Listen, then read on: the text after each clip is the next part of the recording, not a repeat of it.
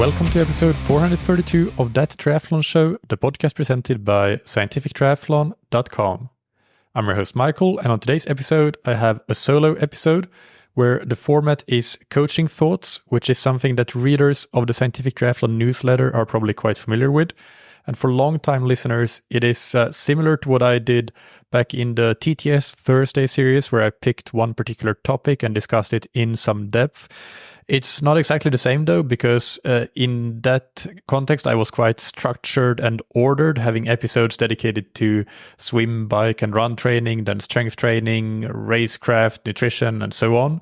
Whereas my intention with the coaching thoughts episodes like this would be more to tackle any particular topic that I have for some reason been thinking about recently, big or small, without any particular order or context to the other episodes. So normally it would be things that I've recently had discussions with athletes or other coaches about, or things that I've observed in my group of athletes, or for that matter, in my own training.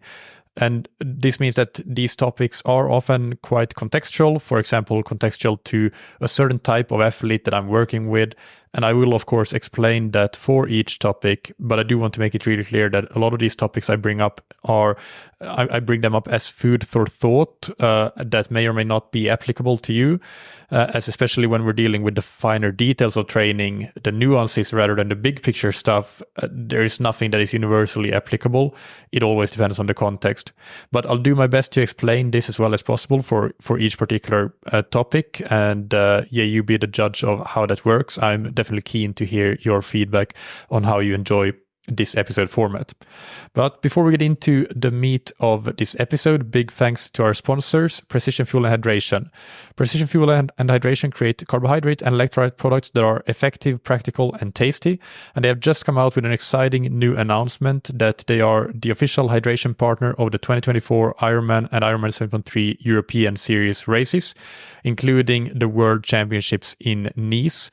Athletes with questions about nailing their race nutrition strategy at Ironman European Series events can book a free video consultation with the athlete support team at Precision Fuel and Hydration, or you can use the free race hydration and nutrition planner on their website, where details about each specific Ironman European Series event has been added and included in the planner, which is awesome. And as a listener, you can get 15% off your first order by using the code TTS24 on precisionfuelandhydration.com. And thank you to Zen8. The Zen8 indoor swim trainer allows you to improve your technique, power, and swim training consistency. The great thing about the Zen8 is that it is so versatile, so you can make it work to suit your swim-specific needs. For a lot of athletes, the primary need may be to work on technique, which the Zen8 does, but for others, it might be to improve force and power, and the Zen8 can really help you with that as well. They have a great library of video-guided workouts, so you can pick and choose from to find the ones that best suit your particular needs. And you can try the Zen8 risk-free for up to 30 days and get 20% off your first order on zen8swimtrainer.com/TTS. Now, before diving into the main topics for today, I'd also just quickly like to ask that if you enjoy the podcast, please share it with your friends, help the podcast grow. And if you can, leave a 5-star rating and review in Spotify or Apple Podcasts, that would be even better. These things really go a long way to helping the podcast keep growing and ultimately keep it sustainable and keep coming out on a regular basis. So thank you very much for your help with spreading the word if you choose to do so. Now, without any further ado, let's get into the main topics for today's episode. So the first topic that I want to talk about is the distribution of training across swimming, cycling, and running from a return of investment perspective. So let's start here with some caveats. Of course, everything always depends, but what does it depend on? So in this case, when we're looking at where do you get the biggest ROI in terms of how you distribute your swim, bike, and run training, it depends on things like your strengths and weaknesses in these disciplines, your athletic age in triathlon and in the 3 disciplines specifically. It depends on your robustness and your injury risk profile, and on your time available to train, on your goals for and the demands of the race that you're training for, your general goals in the sport, and a bunch of other things.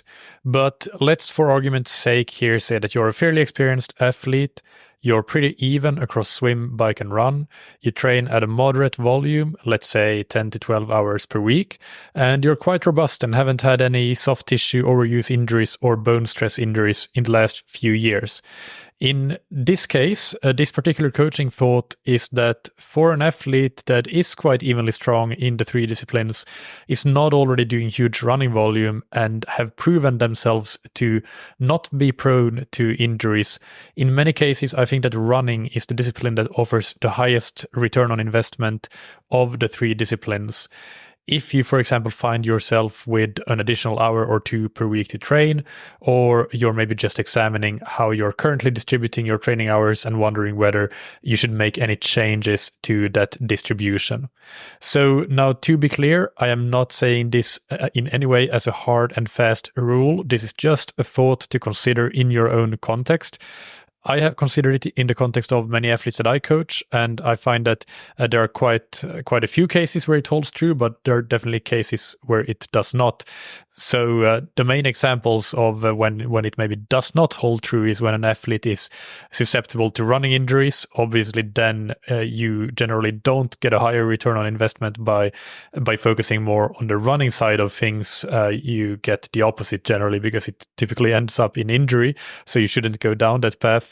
And the second case where I think that it probably doesn't hold up is that you have athletes that are much stronger runners than they are cyclists, for example. And in those two disciplines in particular, I would say in that case, obviously you need to do some work on the bike to even out the disciplines. But coming back to the example of the evenly matched athlete with strong robustness to injuries, why then do I think that running often offers the best ROI for this type of athlete? Compared to the swim, you can definitely find some good improvement in swimming, just like you can in running, by, for example, adding an hour of training. But with the swim being the shortest segment of the triathlon, even a good improvement in swimming in relative terms, in percentage terms, for example, doesn't really translate to a lot of time out on the race course. So that's the first reason that the swim offers less ROI. But I also think that in swimming, let's say that you go from 2 hours per week of training to 3, or you go from 3 hours per week to 4, you will clearly see improvements for a while. But I just have the experience that you come to more of a ceiling of here but no further in terms of how much you can improve your swimming compared to your running. So maybe the first year of adding or having added 1 hour per week of swimming, your improvements might be similar to the ones that you would see running. But then after a while, maybe in the second year, that's where I think that a lot of people can keep improving their run, just with having added that 1 hour per week of training, for example. But they might have already stagnated with the swim, because even at, let's say, 4 hours per week of swimming, it's still a pretty small amount considering that we're trying to do a foreign movement in a foreign medium. So I just think that there's a much higher ceiling for how far you can take your running with a similar amount of focus between when comparing those two particular disciplines. Now, if you compare running to cycling, I think the issue here is that cycling works on a different time scale in some ways than running. So as a triathlete on a standardized triathlon program, you're likely to bike around twice as much as you run in terms of hours, to be pretty evenly strong across the two disciplines. And that can be measured by, for example, taking your results per each discipline in a race and see where you stack up in terms of a percentile result in your age group, or perhaps in the overall field. But in a bigger race, you can take your age group and see that, okay, I'm in the 50th percentile for my bike and for my run fairly evenly. So if you see that as a pattern across many races, then you know that, yeah, you can be considered an evenly strong cyclist and runner within a triathlon context. But yeah, anyway, so as a triathlete, you're likely to bike around twice as much as you run. And if you start from scratch with triathlon and you run and bike the exact same number of hours, let's say you bike and run 4 hours in each discipline per week, you will most likely find yourself becoming a much stronger runner than a cyclist in triathlon context, because the running volume is pretty good, but the cycling volume is pretty low compared to what the top athletes in your age group are probably doing. So I think a main reason for this is that in running, even easy running, even very easy running, is in a way hard. It's hard on the body. And it's also harder, I would say, in terms of the percentage of VO2 max that you're using when running easy compared to cycling easy. And you can even look at things like how many hours a year do world-class runners train versus world-class cyclists. So the training volume of world-class runners is typically around 500 to 700 hours per year for the top marathoners and 400 to 600 hours per year for track runners, focusing on things like the 5K and the 10K. And many of you listening might even train the same amount or even more in terms of yearly hours for triathlon training. In cycling, however, you're looking at generally 900 plus hours per year of training, and there's definitely some cyclists that would be a lot higher than that. So there are definitely there is more variation in cycling than in running, depending on the cyclist profile and so on. But either way, it's fair to say that on average, the volume required for world-class performance in cycling is at least 1.5 times that of world-class performance in distance running.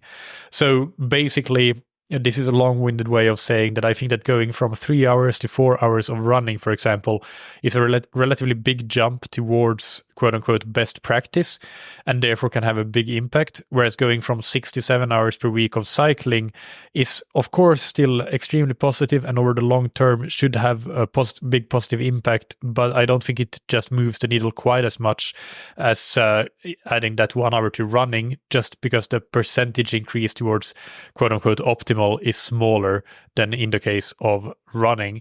So now, if for some reason you are running 5 hours per week and you're cycling 3 hours per week, of course, I would say then that the balance is off and you have much more to gain by reallocating some time from the run to the bike. But I'm coming at this from a point of an athlete that is evenly strong in cycling and running, and they have a balanced triathlon program, which might mean that you're, let's say, running 3 hours and cycling 6 hours. So you have that roughly 50% of cycling volume is spent as is your time spent running. Another perspective we can take here is to look at a physics perspective, and on the bike, the power improvement that you have to make, all else being equal, to go from, let's say, 30 to 31 kilometers an hour is much less than the power improvement to go from 40 to 41 kilometers an hour. So the faster you get, basically, the less you get out of any improvement in power in terms of speed, and speed is what matters. Running is done at way slower speeds, so we don't have the same issue there. You don't have anywhere near those issues. You basically don't need to consider aerodynamics as a factor in running for most age groupers. If you're doing a sub 2 hour marathon attempt, then yes, you do need to consider that, but that's a different story. Swimming is also a slow sport, and it is done in a medium that is about 800 times denser than air, which means that any given improvement in swimming power will result in a very small improvement in speed, which I'm sure we have all felt in training or racing, when it feels like we're pushing harder and harder and exponentially increasing the effort, but the speed stays almost the same. So in that sense, swimming is more akin to cycling, in that a pretty large improvement in power can potentially result in a pretty small improvement in speed, whereas in running it's more like a linear relationship there, that you get fitter, you get faster to a similar degree. And a final point that I would make about why the ROI of run training is good is that it is so time efficient. So we all know why the swim with commuting to the pool, etc., is not very time efficient. Not to mention the fact that in a 25 meter, let alone 25 yard pool, the amount of times you're actually turning and not training specifically for the demands of open water swimming, which is consistent, continuous, taking strokes, it's not specific because of the micro breaks that you get. I'm not saying that it is a huge issue by any stretch, but that it does reduce the efficiency slightly of pool swimming for the demands of open water swimming. A 50-meter pool, if you have that available, is of course way better, but you still have some losses of efficiency just with the turns. That is a minor detail, to be fair. Don't take that as too seriously, but but it's just another small inefficiency that you have in swim training. With cycling, depending on your situation, you might have some distance of inefficient city riding before you can start actually properly training, plus the time to get your gear in order and get dressed and all of that. And especially in wintertime, it all adds up to quite a lot. Then we have the argument that the indoor trainer is a super efficient and effective tool. And it is, just purely from a power perspective, it is super effective. But it also should not be underemphasized just how common it is for athletes to do all or most of their training on the indoor trainer, and then they go outdoors and either cannot translate the power from indoor riding to outdoor riding, or cannot translate the power into actual speed. Or the third thing that can happen is that you might be able to do that on a flat non-technical course, but just bleed time on more technical courses. So obviously this is not the case for everybody. So I'm not saying for a lot of people, the indoor trainer or you can do the majority of training on the indoor trainer and not suffer from these issues. But it is a case for a lot of amateur athletes, I would say, that the indoor trainer is effective in improving power, especially on the indoor trainer. But whether it's effective for riding faster on the race course, it really depends on a lot of things. So for sure, the indoor trainer can be a reasonably big part of riding faster on the race course if it helps you improve power, which it can very easily, and probably translating that power to outdoor riding is pretty easily done for most people. But if the indoor trainer is the whole plan, then there is a group of people that is not going to work so well for because of those differences and those points of inefficiencies or potential inefficiencies. Running, however, is very simple. You just get dressed, get out the door, and you can run almost no matter where you are. There's practically no dead time. There's no commuting time and no having to get out of the city. It's all very specific as well. Nothing is sort of lost in translation, the way it can be between pool to open water swimming or between riding indoors to riding outdoors. So in terms of using your calendar time effectively, let's say you have 95 minutes available in your calendar, you might easily get in a 90-minute run in that time, or let's say 85 minutes if you also account for a shower afterwards. But in that same time, you could do a 45-minute swim or a 60-minute ride, if we're talking about an outdoor ride here, and how much of that is effective riding time is another question. So obviously, there are counter arguments for all of these points I made here. I'm not claiming to provide any sort of proof that running is or offers a superior ROI, but to me, I'm more thinking about my anecdotal experience, and I do include myself in the category that I think I benefit from focusing more on running. But more importantly, this is experience from quite a few athletes that I coach or have coached in the past, where I've seen it really work quite well to potentially reduce bike or swim volume a bit and add that volume to the running bucket instead, without any loss in swim or bike performance, but with significant improvements in run performance. So I think that this is something that I have observed as a potential pattern in when you have certain constraints that are fulfilled and certain parameters that I've listed out at the top of this segment. Much more commonly, I think that this holds true and with greater effects than compared to, for example, shifting the emphasis towards swimming or towards cycling in an athlete that is pretty evenly strong across all three. So what is my take-home message here? It is simply for you to consider how you allocate your training time between the disciplines, and if you would be better off taking some time from the swim or the bike and allocate it to the run. Be smart about it. If you're not confident in your robustness, then this is not the way to go at all. But I think for a certain segment of athletes, especially if you feel like your race performances have stagnated a bit, this might be an interesting solution to consider or potential solution to try out. And it is also something that I don't think gets talked about so much. We do hear a lot about how well cycling translates to running, and that if you're not running well off the bike in a triathlon, it could be because you're not strong enough on the bike.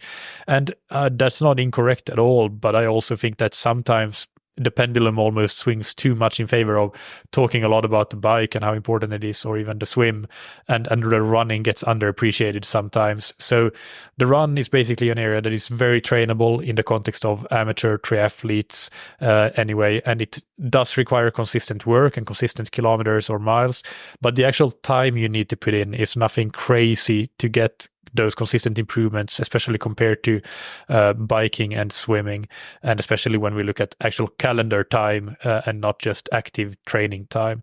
So food for thought there, and I hope that you enjoyed that segment. Now, segment number 2 here, or coaching thought number 2, is hills, and we're continuing on the theme of running. I am continuously amazed by the power of using hills in run training to elicit performance improvements, and I feel that there is still an underappreciation for them from most athletes and coaches, myself included. There's definitely nothing new at all about hills. It's basically a tale as old as time in run training, with Lydiard being one of the most well-known, but certainly not the first protagonists. We have examples like Renato Canova uses hills in a large variety of ways, and East African runners in general are famous for using a lot of hills in their run training.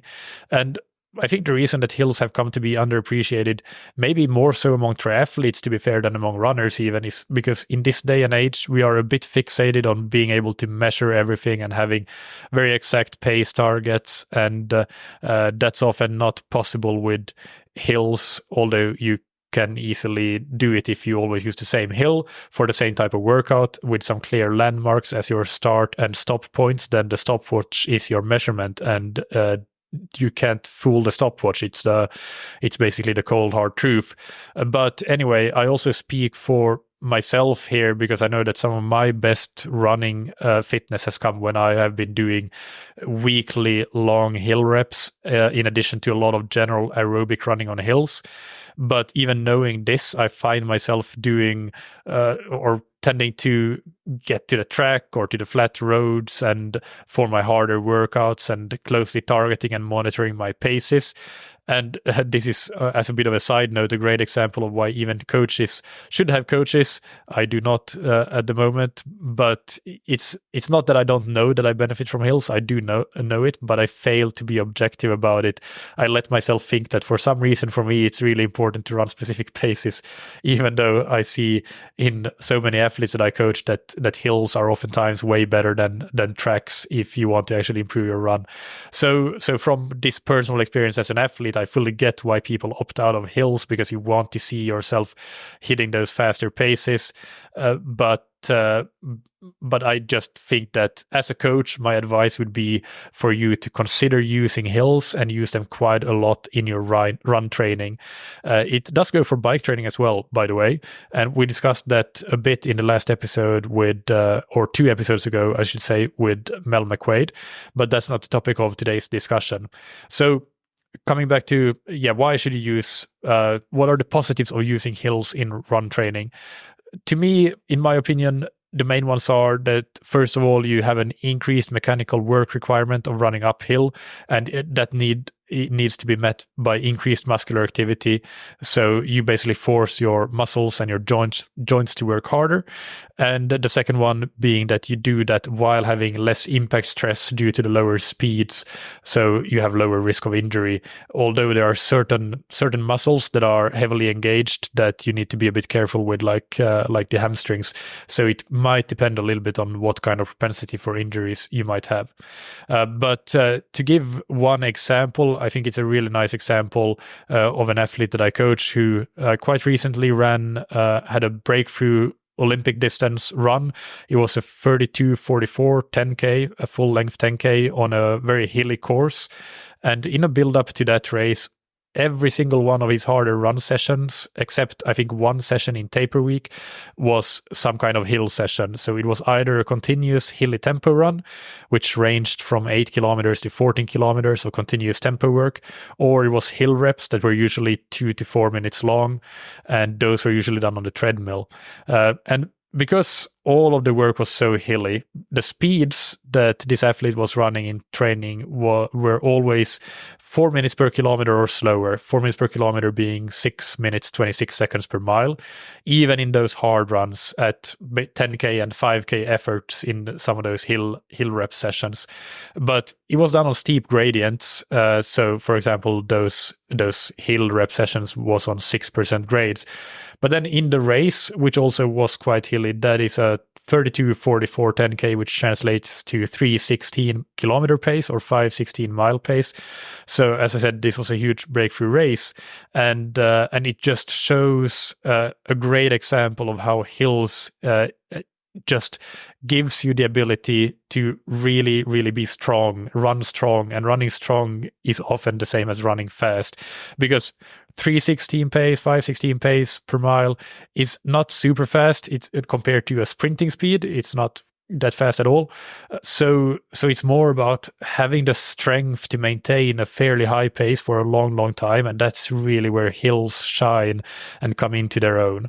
So obviously, I'm not saying that you should only do hills, because in this example, there were quite specific circumstances that led us to do it, with the race course also being so hilly. But it does show that you don't necessarily have to train at high speeds to run at high speeds. The strength and muscular capacity you build up by running hills can really help bring out some really good speed in you. So especially if you're stuck in a bit of a rut in your running, this is something that I would recommend experimenting with. So to help you get started, there are 4 types of hill runs that I usually would prescribe to my athletes. The first one is simple hill sprints. So these I would tend to prescribe as part of an easy endurance run, and typically towards the end of a 45-minute run or 1 hour run, 4 to 6 times 8-second sprints up a moderate to steep gradient. Do not explode out of the blocks. Take a couple of steps, 2, 3, 4 steps to build up to full power and speed, just to reduce injury risk. But then maintain that max effort for 5 or so seconds, and then slowly walk back down and take a standing recovery so you have at least a full minute's rest between hill reps. This is a great session for running biomechanics, for muscle recruitment, and for top-end speed. And it doesn't take a lot out of you because you're spending very, very little time running at high speeds. The second type of hill run is continuous hilly quality runs. So typically the intensity here would be somewhere between LT1 to tempo, so high zone 2 to zone 3, depending on a bit on the athlete needs and the event that they are training for. But I do like a hilly tempo run because you don't have to make it super long to get in a really good training stimulus. Basically, with a tempo run, I would prescribe it as aiming for an RPE of 6 out of 10 or around marathon effort or thereabouts, but that depends on how fast a runner you are. If you're a very fast marathoner, it would be more like an effort of it would be slower than marathon effort or easier than marathon effort. And if you're a slower marathon runner, then it would be maybe more like closer to half marathon effort. So the RP of 6 out of 10, I think, is a more universal scale that anybody can use regardless of speed. In terms of elevation, I'd like to look for at least 10 meters of elevation gain per kilometer of running as an average in a run like this, but higher, like 15 meters or 20 meters per kilometer would be even better. And the distance, it really depends on where you're starting from, but I think that you can start with a 6 kilometer, and depends on your speed as well. But starting with something like a 25-minute run or 20-minute run, and then trying to build up to 40-45 minutes of hilly tempo running. That would be a pretty normal progression that is suitable for a fairly broad group of runners and triathletes. The third type of session that I would prescribe is hill reps, as I said in the example above. So these might be 2 to 8 minutes long and either outdoors or on a treadmill. The treadmill can definitely be a good tool for this particular workout because it makes it a bit more dense. So you can, for example, have 4 minutes hard uphill running and then 2 minutes easy flat jog as recovery. Instead of, if you go hard uphill and then you jog easy downhill, you're typically going at a similar speed uphill and downhill. So you end up having 4 minutes recovery for 4 minutes of hard running. So the treadmill can be a good tool here to make the workout a bit quicker and more dense. But be careful, because in some cases, especially long hill reps on the treadmill seem to be a bit more, or some people seem to be a bit more prone to get niggles from that than compared to running uphill outdoors. Intensity for these sessions is very much tailored to the athlete needs and event demands, but I would use intensities all the way from 70.3 race effort to 5K race effort. And the grade I would use would typically be 5 to 6% on the treadmill, or if outdoors, I would just prescribe something that feels like a moderate grade, not too flat, not too steep. Basically use what you have and don't overthink it. But to give you an example of a session here from the example athlete that I just talked about, with the focus on sprint and Olympic distance racing, was a 20-minute easy warm-up, and then the main set on a 6% grade, except the recovery is at 0% grade. 5 sets of 4 minutes at 10K effort, 2 minutes easy, followed by 2 minutes at 5K effort, 2 minutes easy. So that is a 10-minute total repeated 5 times through, so it's 50 minutes, which includes 30 minutes of hard running. And then after that, finishing off with 4 by 30 seconds at mile effort. So not quite an all-out sprint, but a very hard effort with 1.5 minutes easy jog or standing rest, basically to simulate the finishing sprint of a race. And the final and fourth type of hilly run that I would prescribe is to do base endurance runs on hilly terrain. Again, looking for something like 10 meters of elevation gain per 1 kilometer of running is a good starting point. If it's even hillier, then that can be even better. But just make sure that you don't run too hard, neither uphill nor downhill. If it's a base endurance run, keep the effort easy. You're still getting in that strength work on the hills. So it's all good even without pushing the effort. Now, to help you get started with introducing hill running into your training, I would say take a period of 6 weeks as a trial period where you replace half of your general endurance runs with hilly endurance runs, or hilly endurance runs with hill sprints, 4 times 8 seconds, 6 times 8 seconds, as I described as the first type of session. And also replace half of your harder runs. You might be doing 1 per week or 2 per week, but either way, replace half of them with an equivalent hilly and hilly option of the workout that you're doing. So if it's a continuous tempo run, make it a hilly continuous tempo run. If it's an interval workout, make it a hill rep workout, and just give it a try and see if you think it makes a difference. And I think that if you're in the habit of doing mostly flat or flat-ish running, then you're quite likely to see a boost in performance just from this simple change of introducing some hills to your running. The one downside here that I should point out as well and talk about is that depending on where you live, your ability to do hill runs might be limited. Most people, even if you live in a very flat area, can find some kind of bridge or parking garage or something where you can do shorter intervals. But anything longer, like the longer tempo runs, can be impossible to do outdoors if you live in a flat area, or even longer hill reps like 5-minute hill reps, 4-minute hill reps, unless you use a treadmill. And I'm not somebody to recommend running on the treadmill. If it's something that you really dislike doing and you prefer being outdoors, that is fine. Then you just have to maybe make do with doing some shorter hill sprints and potentially some really short intervals with what you have and what you can find, and maybe make use of time when you're away to do a lot more hill work. But if you don't dislike running on the treadmill, then it might be worth it to do 1 run per week on the treadmill to get a really good hill session in. I think that there is a lot of value in that from a return on investment perspective, again, in terms of running performance. But yeah, it really depends on your attitude around and how much you like simply or dislike running on the treadmill. So if you dislike it, just take a something is better than nothing approach and do what you can on whatever very short hills that you can find outdoors. So to finish off here, the take-home message is simple: hills pay the bills. So, okay, if you're an amateur athlete, they probably don't pay the bills. But the point of that saying that has been used by coaches and athletes for decades, and I really do agree with the sentiment, is that using hills within your running is very good general advice for improving as a runner. So give it a try and see how it works for you. Okay, and now my final coaching thought for this week's episode is about choosing the right goal distances and goal events. There are a couple of points here that I, again, would just like to raise for a conversation point, not trying to give any right or wrong answers here because I don't think they exist, but it's just to get everybody thinking and maybe generate some discussion.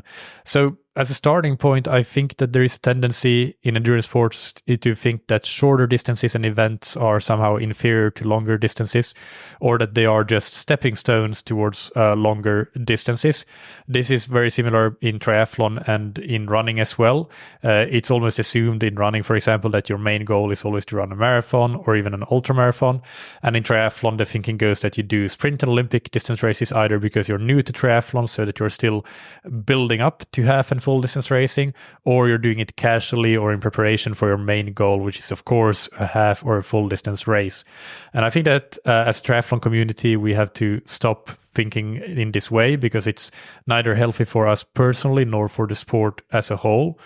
For the sport as a whole, I think it's unhealthy because it means that we exclude people who might be very interested in doing triathlon but have no interest in doing long triathlons like half and full distance races.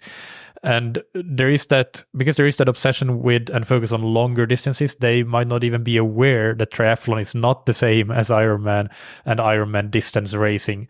So that's a big problem for triathlon as a sport. And I also think that it's a problem because we're creating a large group of people that are, let's call it one and done athletes. So people that want to do an Ironman as a bucket list thing, and they do one, but they do it once and then they're out of the sport because it's simply too much for them to consider staying in the sport. Understandably, because triathlon is already an extreme hobby in terms of time commitment, but it's especially so when training for something like an Ironman, and it doesn't have to be as bad as that. It doesn't have to be anywhere near as much as that. So I think we have to find a way to be more inclusive and prevent the large amount of churn that we have in the sport due to this one and done mentality, and not just the one and done, but also just people burning out a bit, which I'll get to in a minute. If we care about the future of our sport, then this is something we should think about. And I didn't even mention costs yet, but this is another big factor that makes long distance triathlon very exclusive. Not just the race entry fees, but also the extra need for equipment, possibly a TT bike, coaching, nutrition products, wetsuits. You can do most sprint distance or many sprint distance races without a wetsuit even if the water is not too warm, but because it's only a 750 meter swim. So you can get through that without a wetsuit. But yeah, there's just so much equipment costs that goes into racing longer distances that you can definitely save a lot on by doing shorter distances and get away with not spending a ton of money on triathlon. And so that's from the perspective of what's healthy and unhealthy for the sport. And on an individual level, I think the mentality of thinking that it's all about long distance can be unhealthy for several reasons. So number one is that it can very easily lead to burnout, whether it's physical or mental or both. And especially for newer athletes who don't have the support of a coach or a club with teammates who have been there and done that and can help and give advice. And reason number two is that it can easily be less enjoyable and more stressful than you would like a hobby to be, especially in busy periods of life, such as with small kids or during busy career-focused periods. And this is something that I see a lot as a coach when, let's say, people have kids, for example, and decide to stop doing triathlon altogether, when in reality, it isn't that time consuming to just do a few sprint distance races here and there. You don't need to train a lot for that. And I'm not saying that you need to have a coach or anything for that, but just stay in the sport even during times that are normally busy rather than leave the sport completely, I think is an option, or could be an option, if we consider other distances than just the long ones. And reason number three is that it can be less healthy than what a normally very healthy sport should be. For example, the main reason that I think that long distance triathlon can be unhealthy sometimes is when you have athletes that are very busy. So again, you're coming back to point number 2 a bit. It can be very stressful. Stress is not healthy, or excessive stress is not healthy, I should say. But the other point is sleep. There is definitely there is a cohort of athlete that skips sleep to have time to train for an Ironman and or making similar compromises, and that's not healthy. So there is a healthier way to do the sport in these cases if you don't have the time and you end up skipping on sleep, for example. And number 4 is that from a social perspective, it can have a negative impact on your relationships if you're always training for an Ironman or a long distance race, and all of your free time goes to that. So I just want to be super clear that I'm absolutely not saying that it's bad to train for long distance triathlon and you shouldn't do it, because I love it and I think it's great. But what I'm saying is that some people will be better off focusing on shorter races or even periodizing their focus a bit. So for example, doing an Ironman once every 2 years as their longest race, and in between those years, maybe the 7.3 could be the longest distance, but then sprinkle in a good amount of sprint distance and maybe Olympic distance races liberally through that, and that could free up so much mental and physical burnout and stress, and for many athletes, I believe. So let's not just look at the push reasons, the reasons that should push some people away from a single-minded focus on long-distance triathlon, but let's look at some positive pull reasons that should pull people towards racing more shorter distances. So number 1 is that it can help you to become a better, more well-rounded athlete. And this can very often translate to better Ironman or 7.3 performances when you return to those distances, as you might improve your skills, your speed, your VO2 max, etc. When you focus on the shorter distances. So I think that for a big group of athletes actually who have been stuck in an Ironman cycle of racing 2 to 3 Ironmans per year for the last few years and very little in terms of other racing, it is actually very, very likely that you will, in fact, become a better athlete. Also, later on, when returning to the Ironman distance, if you spend some time away from that distance and focus on something like sprint distance racing. Reason number 2 to move towards shorter distance races or include them more in your racing calendar is that it allows you to race a lot more, which in itself is fun. It's a reward and a positive, but it also allows you to better develop general racecraft and again become a better athlete that way. Number 3 is if you do have the option to race draft legal racing, it is like a whole new sport opens up to you with a different bike, different race dynamics, and this doesn't place in too many places, unfortunately, but it does in some places, including, for example, Portugal and Spain, as a very common format of racing. And in some countries, I know that the national championships for the sprint distance tend to be draft legal. For example, Finland, at least to my knowledge, a few years back, it was, because I participated one year. And I also believe that the US national championships for the sprint distance are draft legal, also at the amateur level, or at least they have been. So it may exist in a whole lot of other countries as well that I'm not aware of off the top of my head. So check out if you have the option in any race around you where you live to race draft legal. And if you do, I would really encourage you to give it a go because it's such a different and very, very enjoyable experience. Reason number 4 to choose to race shorter distances is that it allows you to race with no or low pressure, especially early on when you haven't done it in a long time or you haven't done it at all. So a lot of people in triathlon are very driven, very type A, always looking to improve on PBs and qualify for worlds, things like that. But if you go to a new race distance and a new race format that you're not familiar with on different courses, maybe different competitors than you're used to, then this means that you don't have any outcome measures to hold yourself to, so you cannot put the same pressure of achieving a certain outcome on yourself that you might normally do when you're racing a very familiar distance, possibly on the same race course year in, year out. And of course, ideally, you shouldn't race with that kind of negative outcome pressure holding yourself to time goals, etc. Anyway, but it's easier said than done sometimes, and sometimes just changing distances, which basically forces you to do so and go in a bit blind, can be a real positive in terms of taking some pressure off, especially for the very driven, very type A personalities, I think. And reason number 5 is, again, coming back to how good it is for the sport as a whole to have a thriving short distance racing scene.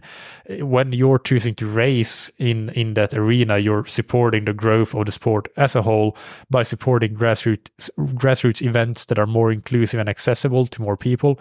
And hopefully down the line, this could lead to a virtuous cycle with more and more race options opening up as the sport grows and thrives across all distances and across multiple race organizations.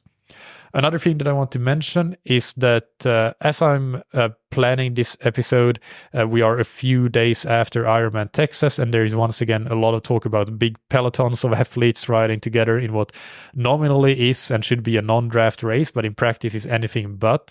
And there is a lot of frustration about this, naturally, because it seems like for most athletes there's nowhere to go. There's simply too many athletes on the race course, and sure, there are some people that choose intentionally to draft and could choose not to, but I'm pretty sure the majority of athletes are trying their best. But when there's just too many athletes on a limited distance of road, there's not a lot of options, and situations like this are almost always going to arise in these massive races, especially with multiple loop courses. So if you have had negative experiences like this, then don't let it force your view on the sport to be negative and give up on the sport, but find events where that won't happen. So in a race with 250 people instead of 2,500 people, you are very unlikely to have a similar situation to that. Yes, you might have drafting, but it is 1 or 2 people potentially in a group. It's not whole pelotons riding by. And this is regardless of distance. You can find more grassroots half and full distance events, or it might be that you choose to try your hand at draft legal or non-draft sprint or Olympic. So no matter the distance, this new and sometimes more rewarding experience of racing with smaller fields, fewer athletes, it means that you're avoiding that frustration that you might have experienced in massive races, and you're also helping out independent race organizers, which, as I said, I think is good for the sport as a whole. It keeps these independent race organizers going as well, and makes sure that we keep the sport open and accessible. And this is nothing against Ironman or other big organizations, because I am generally a big fan, although there are of course things that I think that they could do better. But it's not meant to push people away from doing Ironmans, but it's just to remind you that there are also other options, and they can be just as fun, interesting, and rewarding to do. So you don't have to look just at the Ironman page as your only source of potential races to do. And then a final point that I want to make is that I've mostly been talking about adding in shorter race distances to mix up your racing calendar, but there are also other things that I would say can help prevent some of those potential downsides I talked about before. For example, like mental burnout, even physical burnout of just focusing for too long on and too much on long distance races. And these things can be to race non-standard events. So as an example, something that I'm quite keen on maybe doing one day would be the That Triathlon. So, okay, this is still very much a long distance triathlon, but it is a very different format. So this could be an option for somebody who wants to add something different than the typical race that you would do. And even though physically it will be just as hard, mentally, both doing it and training for it could potentially be completely different than what you're more used to.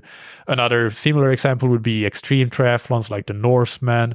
And another thing completely different from triathlon would be not completely different, but you could mix up different multi-sport options like doing duathlons, swim runs, aquathlons, winter triathlons, and so on. So that can also be a way to mix up your racing calendar and get out of a rut if you're in one. And yet another suggestion is to try an off-road triathlon, for example, an Xterra instead of on-road triathlons, if that's what you're typically doing. So these are all just examples of things that you can do to help spice up your racing calendar and your routine and help you keep things fresh, and will likely have a positive impact on you both mentally and in terms of you really enjoying and loving your hobby for for many, many years to come, but also to improve you as an athlete, generally speaking. And this can help you even in races like a typical full distance or half distance race that you may be more used to doing. And that might be your normal goal for the season. But I think that adding these different things can also help with that. As a personal anecdote, I just a couple of days ago raced a draft legal sprint distance race for the first time in a few years, actually. And I had so much fun that I'm now at the moment thinking of committing my entire next year to just sprint distance racing, maybe the odd Olympic there. Obviously, I don't need to take a decision. I won't make a decision on that in a long time yet because we're early in this year and I'm focusing on this year. And I have to say that I still love the longer races as well. But in terms of doing something new, by doing something new, I should say, I found a renewed enthusiasm and appreciation for the sport that maybe I had lost a little bit in my own racing, not in my coaching, but in my own racing and my own practice of the sport. So I do want to say as well that is not at all the trigger for bringing this topic into this particular episode, because I had written most of this whole script way before doing that race. So my personal anecdote is just a late addition and by no means the trigger for it, because this is just something that I see in a lot of athletes in general, in the triathlon community, in some cases in athletes that I coach or have coached. So both close and both from close up and from afar. But to summarize this point, both as a community of multi-sport athletes, triathletes and other multi-sport, and as individuals, I think there is a value in not always looking at our sport from a very narrow lens of long distance triathlon, but being open to fresh new challenges, such as racing different distances, different formats, different terrains, such as off-road triathlons, or different sports altogether, such as swim run or the other multi-sports. Full and half distance triathlon races are amazing, and Ironman typically produce a very consistent racing product and experience that is generally very, very good. But it doesn't mean it has to be the only option that we always default to, and it definitely doesn't mean that other events or distances are inferior and just a stepping stone, or not worth the same, even though they are monetarily maybe worth the same and will hurt your wallet a bit less. But for some people, choosing to race other distances and races can not only make you a better athlete, but also have more fun, have less physical and mental stress, and have a better balance of training and life as a whole. And as always, it's not an either or. You can have both. So, for example, commit 12 weeks per year to focus on one Ironman race, but then the rest of the year focus on shorter distances and be a bit more relaxed about the training. The world is your oyster in terms of the options that you have available. So that's my encouragement to you, is to check the different options you have around you, try different things and find what works for you. But yeah, don't let yourself fall into one very narrow lens of the sport by default, without thinking about all of the different options that you might have to practice the sport and practice this wonderful hobby. I hope that you enjoyed this episode. As I said at the top of the show, please let me know what you think about this format for an episode. You can, as always, find the show notes for the episode on scientifictriathlon.com. And while you're there, check out the coaching, training plan, and consultation options that we have. If you want to improve your training and performance level, then coaching is for sure the gold standard to go for. So definitely check out our options regarding coaching. But if you cannot afford coaching, which is understandably a big investment and not something that is possible for everybody, then I think that the ready-made training plans that we have is a fantastic option. Even better when you combine it with the knowledge that you gain through listening to this podcast. Then you can use the plan as a starting point, but tweak it to suit your individual needs. You can find out more about all of our product and service offerings on scientifictriathlon.com, and please contact me directly on michael@scientifictriathlon.com if you have any particular questions. Now, finally, big thanks to our sponsors, Precision Fuel and Hydration, that you can find on precisionfuelandhydration.com. If you are looking for high quality, practical and tasty fueling and hydration products, make sure to try Precision Fuel and Hydration. There are a range of options from drink mix to gels to choose, so you can easily find your personal favorite. And don't forget to take 15% off your first order with the code TTS24. And thank you to Zen8. The Zen8 swim trainer is a great tool to have in your toolbox to improve your technique and power, to target specific aspects of your stroke, and to maintain consistency when you don't have time to get to the pool. You can try the Zen8 risk-free for up to 30 days and get 20% off your first order on zen8swimtrainer.com/TTS. Thank you, as always, for listening. Keep training smart and keep loving triathlon.